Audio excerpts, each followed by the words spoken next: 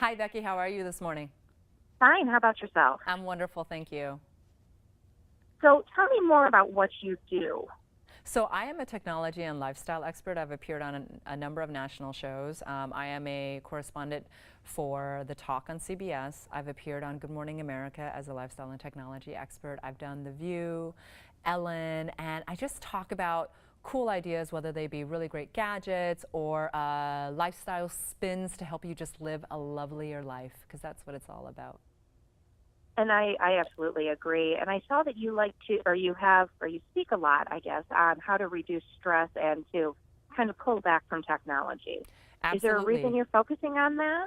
You know, I think it's important in this world where technology is almost everything, right? And we're being inundated with all of these ideas that you have to have this app, you have to have this device, you have to have this and that and that and that.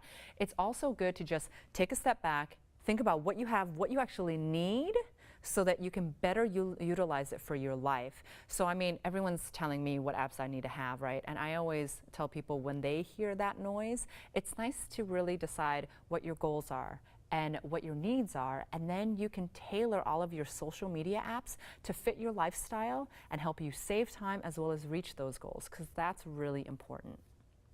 Do you have overall like a suggestion of how many apps people should limit on their phone? I heard that I believe on average people have 75 apps on their phone. Yeah, and 75 to me, is I think really, that's conservative. Yeah. I think 75, to me that sounds about average. Going to 100 would be probably usual. I limit myself to about 40 to 50, but I find myself really using only about 15, right? So what I recommend when it comes to being overstressed with apps is take a day every month that you decide, maybe like a certain hour, and make sure that you go into your phone and you clean out your apps. The apps that you haven't used for a month, the apps that you haven't used for 3 months, uninstall them. Don't just take them off of the screen. Actually go into the menu, uninstall them so that they are not using up your memory, not running in the background, and not updating and taking up your battery space. And when you want the apps that you are keeping to work for you, let's talk about those, because this Ipsos survey is so interesting.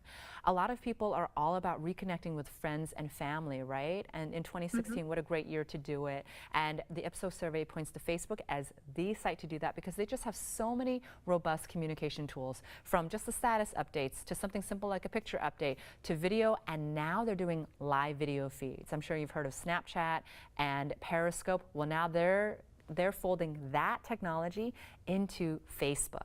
And then, of course, I mean, being a mom, having a really busy life, being a working woman, Pinterest is going to be the app to go to when you want to plan, get better organized, or even, this is my favorite, discover something new to try. Now, Pinterest is great because it's this global catalog of ideas, right? And Pinners are constantly going through deciding, you know, what new thing can I try, whether it be a new fashion fad like these fringe boots with a fringe jacket, or even learning a new skill like tying a bow tie. Now, moms, the study says, tend to use Pinterest to plan out their family meals, while the millennials look to Pinterest for fashion as well as fitness tips. So those are 3 great things that you can knock off your list and go straight to Pinterest for.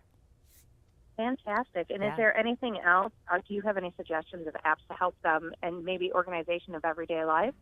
Everyday life, I personally just use my calendar app like nobody's business. I have 3 different calendars. I have my personal calendar, my professional calendar, and then I have my events calendar. So I know what has priority, what I need to get done, and I can merge all of them to also check my overall schedule. When it comes to keeping up with the world, a lot of people want to know about what's happening in the news, sports, and politics.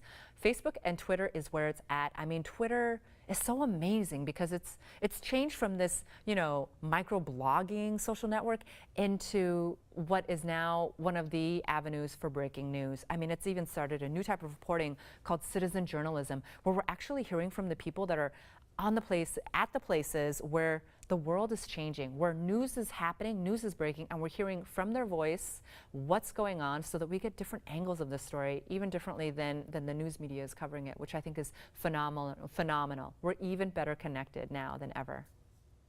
Awesome. Well, thank you so much. That's going to be very helpful for my readers. Oh, thank you so much, Becky. You take care, and I hope to see you again soon. Yep, thank you. Bye-bye.